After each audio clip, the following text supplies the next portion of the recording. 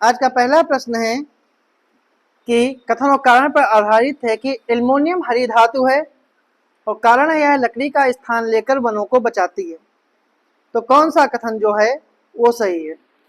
ए और दोनों सत्य हैं, आर ए की सही व्याख्या करता है।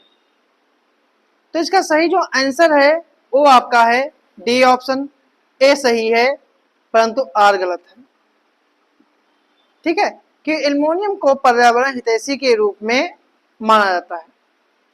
अगला प्रश्न है कि भारत की संविधान सभा का गठन कैसे किया गया था?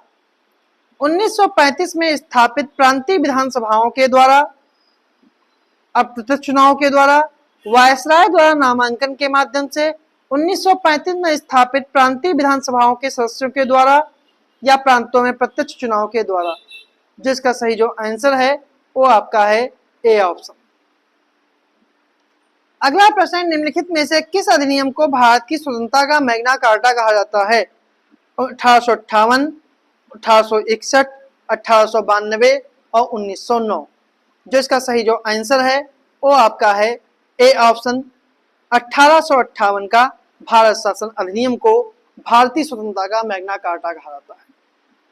अगला प्रश्न, निम्नलिखित कथनों पर विचार कीजिए कि दिल्ली, पांडिचेरी, लक्षद्वीप और अंडमान निकोबार द्वीप समूह में कौन सा केंद्र शासित प्रदेश राज्यसभा में प्रतिनिधित्व करते हैं? केवल एक, केवल दो, एक और दो, केवल दो और तीन, या फिर एक, दो, तीन, चार। जिसका सही जो आंसर है वो आपका है एक और दो, मतलब बी ऑप्शन का जो है वो सही है। अगला प्रश्न है, निम्नलिखित में से किस अधिनियम के अंतर्गत समवर्ती सूची की अवधारणा प्रस्तुत की गई है? भारत सरकार अधिनियम 1919, भारत सरकार अधिनियम 1935, भारत सरकार अधिनियम 1947, राज्य पुनर्गठन अधिनियम 1956। जिसका सही जो आंसर है वो आपका है बी ऑप्शन, भारत सरकार अधिनियम 1935। ठीक है, और इस 1935 के अधिनियम के तहत ही अवशिष्ट शक्तियां जो हैं वायसराय को दी गई थी। अगला प्रश्न है, सिंघवी कमेटी संबंधित है चुनाव सुधार से, नागरिकता से, प्रवासी भारतीयों से, या फिर मौलिक कर्तव्य से। जो इसका सही जो आंसर है वो आपका है सी ऑप्शन, प्रवासी भारतीयों से। तो सी ऑप्शन इसका जो है वो सही है। और सिंघवी कमेटी का गठन जो है 2000 में गठित की गई थी प्रवासी भारतीयों के संबंध में। अगला प्रश्न है,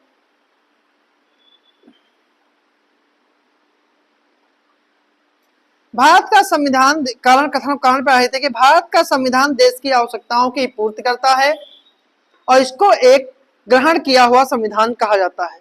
तो कौन सा कथन है जो सही है? तो इसका सही आंसर जो है वो बी ऑप्शन है कि इसके दोनों कथन सत्य हैं, किंतु कारण और कथन की व्याख्या नहीं हो रही है।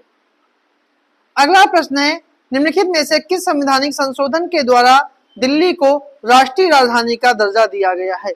69वां, 70वां, 72वां और 76वां।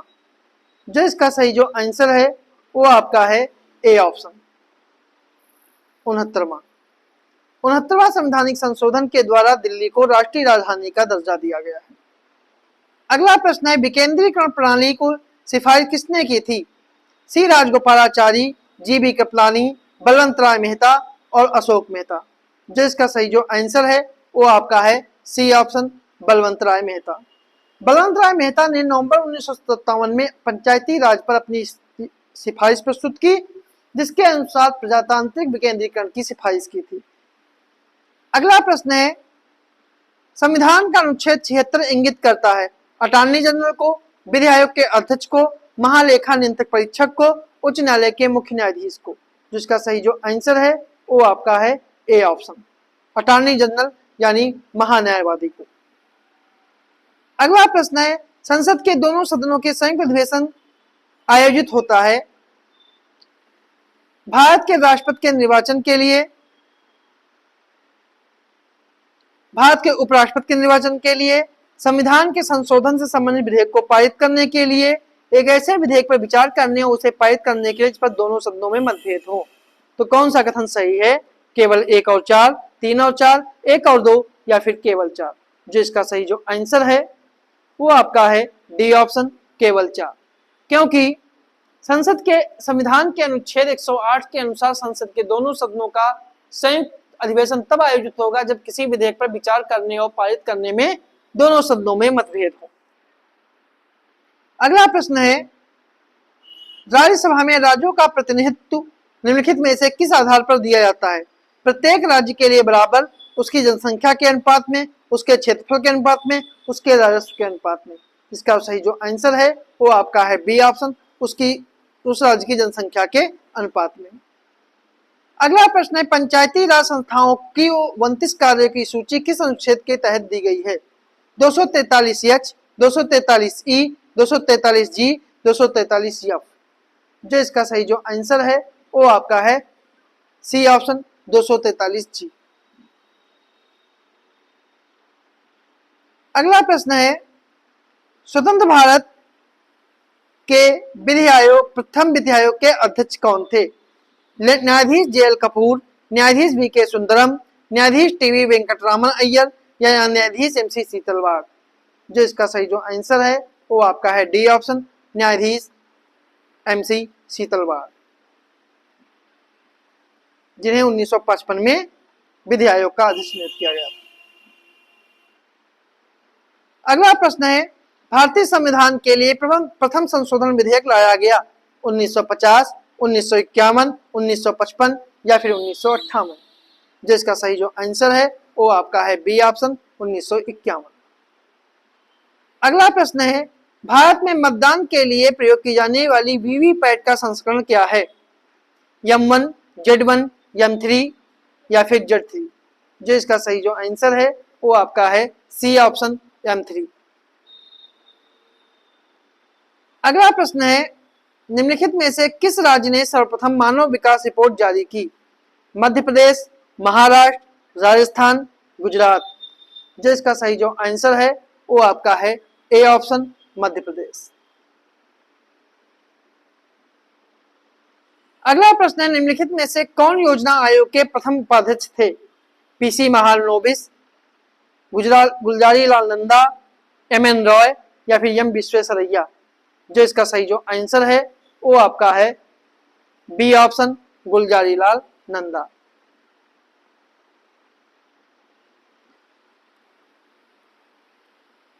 अगला प्रश्न है, अनवरत योजना का प्रतिपादन किसने किया? Ashok Rudra Menon, DT. Lakdawala, Gunnar Myrdal या फिर सुखमय चक्रवर्ती। जो इसका सही जो आंसर है वो आपका है सी ऑप्शन गुन्नार मिंडल, क्योंकि अनवरत योजना का प्रतिपादन गुन्नार मिर्डल ने किया था, लेकिन भारत में इसे लागू कराने का श्रेय जो है वो डी.टी. लकड़वाला को जाता है। अगला प्रश्न है, समष्टि अर्थशास्त्र यानी मैक्रो इकोनॉमिक्स के अध्ययन का विषय किस सिद्धांत पर आधारित है? राष्ट्रीय आय का सिद्धांत, उपभोक्ता का सिद्धांत, उत्पादक का सिद्धांत, निवेश का सिद्धांत। जो इसका सही जो आंसर है वो आपका है ए ऑप्शन राष्ट्रीय आय का सिद्धांत। अगला प्रश्न है, सूक्ष्म और लघु मध्यम के संदर्भ में विचार कीजिए एमएसएमई के माध्यम से कि यह क्षेत्र भारत में मानव संसाधन का दूसरा सबसे बड़ा नियोक्ता है। इसका विशाल नेटवर्क विनिर्माण उत्पादन में 45% का हिस्सा रखता है। एमएसएमई लगभग 110 मिलियन रोजगार के अवसर प्रदान करते हैं। तो कौन सा कथन सही है? केवल एक, केवल दो, तीनों या उपयुक्त में से कोई नहीं। जो इसका सही जो आंसर है वो आपका है सी ऑप्शन, इसके तीनों कथन जो हैं वो सही है। अगला प्रश्न है, वस्तुओं के आयात और निर्यात पर लगाया गया कर किस रूप में जाना जाता है? कस्टम ड्यूटी, उत्पाद शुल्क, वैट या फिर जीएसटी।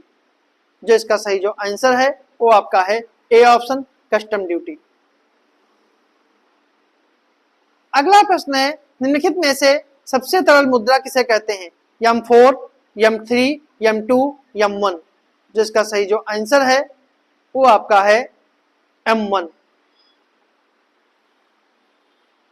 क्योंकि M1 जो है वो जनता को उपलब्ध चलन राशि जो है उसे कहा जाता है। ठीक है, जो मुद्रा चल रही होती है जनता के पास उपलब्ध जो होती है, नगद जो चलन में नोट हो गए, सिक्के हो गए, बैंकों के नगद जो हैं उन सबको मिला के यमुन की संज्ञा में रखा जाता है। अगला प्रश्न है, निम्नलिखित में से कौन गुणात्मक साख नियंत्रण के अंतर्गत नहीं आता है? प्रत्यक्ष कार्यवाही, साख राशनिंग, बाजार स्थिरीकरण योजना या उपभोक्ता साख नियमन। जो इसका सही जो आंसर है वो आपका है सी ऑप्शन, बाजार स्थिरीकरण योजना। ये थे हमारे आज के कुछ प्रश्न।